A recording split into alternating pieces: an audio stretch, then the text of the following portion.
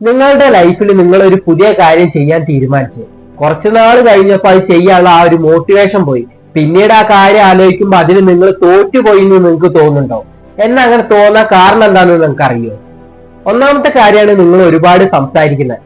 നിങ്ങളുടെ ഉള്ളിലൊരു പ്ലാൻ ഉണ്ട്, അല്ലെങ്കിൽ ഒരു കാര്യം ചെയ്യാൻ തീരുമാനിച്ചു. നിങ്ങൾ ഉടനെ തന്നെ ചെന്ന് നിങ്ങളുടെ ഫ്രണ്ട്സിനോടോ മറ്റാൾക്കാരോടോ പറയും. ശരിക്കും അങ്ങനെ പറയാൻ പാടില്ല.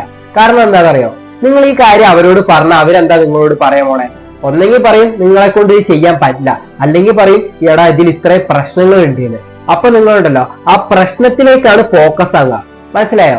പക്ഷെ നിങ്ങൾ അവരടുത്ത് ഈ കാര്യം പറയാണ്ട് തന്നെ ഇത് ആക്ഷനിലൂടെ ചെയ്തു എന്ന് വിചാരിക്കുക. അപ്പോഴും അവിടെ ആ പ്രശ്നങ്ങളുണ്ട്.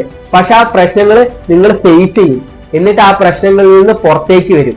പക്ഷെ നിങ്ങൾ ഇവിടെ ആക്ഷൻ എടുക്കാണ്ട് തീരുമാനിച്ച കാര്യം അപ്പൊ തന്നെ ചെന്ന് മറ്റുള്ളവരോട് പറയുന്നുണ്ട് അവരെന്ത് ചെയ്യും? ഇതിലെ പ്രശ്നങ്ങളാണ് ഫസ്റ്റ് ചൂണ്ടിക്കാണിക്കുക.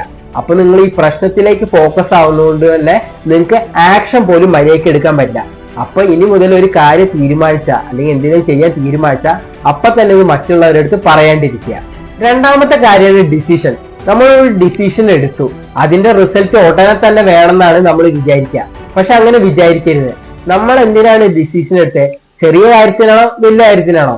നമ്മളെല്ലാവരും തീരുമാനങ്ങൾ എടുക്കുന്ന വലിയ കാര്യത്തിനല്ലേ. അതുകൊണ്ട് തന്നെ അതൊരു വലിയ കാര്യമായതുകൊണ്ട് അതിനുള്ള റിസൾട്ട് കിട്ടാനും സമയമെടുക്കും. രാത്രി നമ്മൾ ആകാശത്തിലേക്ക് നോക്കുമ്പോൾ നമുക്ക് ഒരുപാട് നക്ഷത്രങ്ങൾ തിളങ്ങുന്ന കാണാൻ പറ്റും. ആ നക്ഷത്രങ്ങൾ അങ്ങനെ തിളങ്ങാൻ കാരണം എന്താ? ആ നക്ഷത്രങ്ങൾ പൊട്ടിത്തെറിച്ചുകൊണ്ടാണ്. പക്ഷെ നമ്മളത് നോക്കിയപ്പോ അപ്പൊ പൊട്ടിത്തെറിച്ചതാണോ?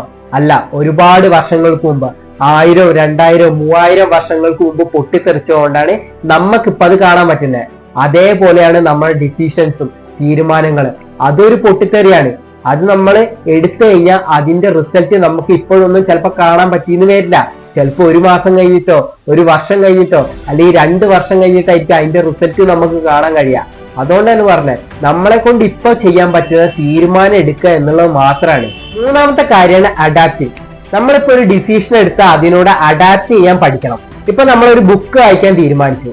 അത് തീരുമാനം എടുക്കുന്ന പോലെ അത്ര സിമ്പിൾ ആയിട്ടുള്ള ഒരു കാര്യം അല്ലാന്ന് മനസ്സിലാക്കാം. കാരണം ഇന്നലെ വരെ നമ്മൾ മൂവി കാണുമായിരുന്നു, സീരീസ് കാണുമായിരുന്നു, പിന്നെ റീലുകൾ കാണുമായിരുന്നു. പക്ഷെ ഇന്ന് മുതൽ നമ്മൾ ബുക്ക് വായിക്കാൻ തീരുമാനിച്ചു.